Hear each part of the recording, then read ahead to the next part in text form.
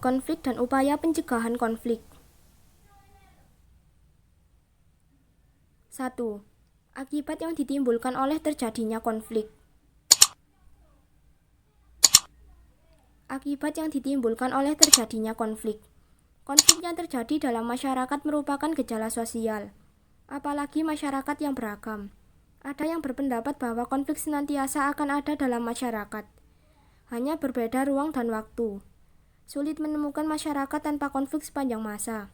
Namun demikian, kita harus mencegah agar konflik yang terjadi dalam masyarakat tidak terjadi dalam secara terus-menerus dan membawa akibat yang merugikan semua pihak. Konflik dalam masyarakat memiliki akibat positif dan negatif, baik secara perorangan maupun kelompok. Salah satu akibat positif konflik adalah bertambah kuatnya rasa solidaritas kelompok. Hubungan antar anggota kelompok atau masyarakat semakin luas.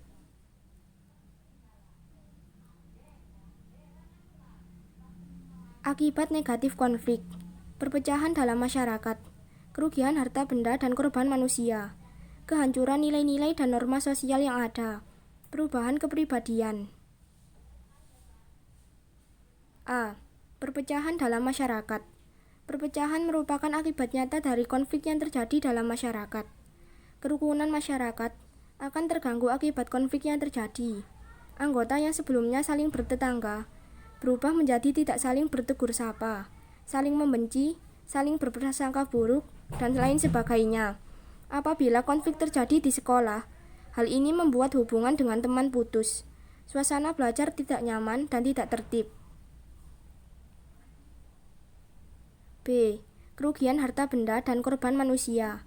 Kehancuran harta benda sering terjadi akibat konflik dalam masyarakat. Kerusakan fasilitas umum, rumah pribadi, serta taman yang rusak merupakan contoh nyata akibat dari konflik. Konflik juga dapat mengakibatkan korban jiwa dalam masyarakat. C. Kehancuran nilai-nilai dan norma sosial yang ada. Nilai-nilai dan norma sosial dapat hancur akibat konflik dalam masyarakat, seperti nilai kasih sayang, kekeluargaan, saling menolong, dan persaudaraan. Nilai-nilai ini dapat digantikan oleh rasa dendam, curiga, tidak percaya kelompok lain, dan sebagainya. Aturan-aturan sosial juga dapat berubah, seperti larangan bertemu dengan kelompok lain, larangan melakukan kerjasama dengan kelompok lain, dan sebagainya. D. Perubahan kepribadian. Kepribadian seseorang dapat berubah akibat konflik. Misalnya anak-anak korban konflik akan menjadi pemurung, takut melihat orang lain, atau dendam. Orang yang terlibat konflik dapat menjadi beringas, pemarah, dan agresif. Uraian di atas mempertegas bahwa konflik yang terjadi dalam masyarakat lebih membawa akibat negatif daripada akibat positif.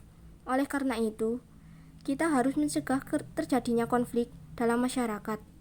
Kehidupan masyarakat yang damai tanpa konflik merupakan dambaan setiap orang.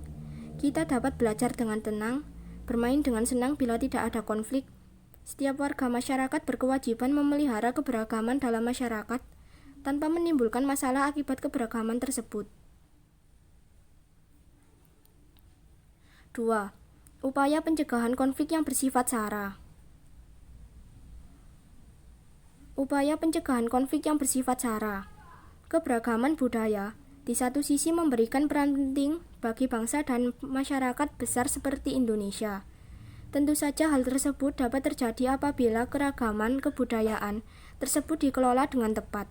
Hampir semua negara yang penduduknya heterogen seperti India dan Filipina, termasuk Indonesia, setiap saat dapat terjadi konflik bernuansa SARA atau suku, agama, ras, dan antar golongan. Upaya mengatasi masalah ini dapat dilakukan secara preventif dan represif.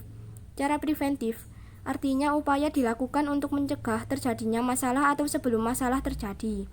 Hal tersebut dapat dilakukan dengan mengembangkan sikap toleransi, kerjasama, latihan bersama, dan sebagainya. Adapun cara represif adalah upaya mengatasi masalah pada saat atau setelah terjadi masalah, seperti penangkapan, pembubaran paksa, dan lainnya.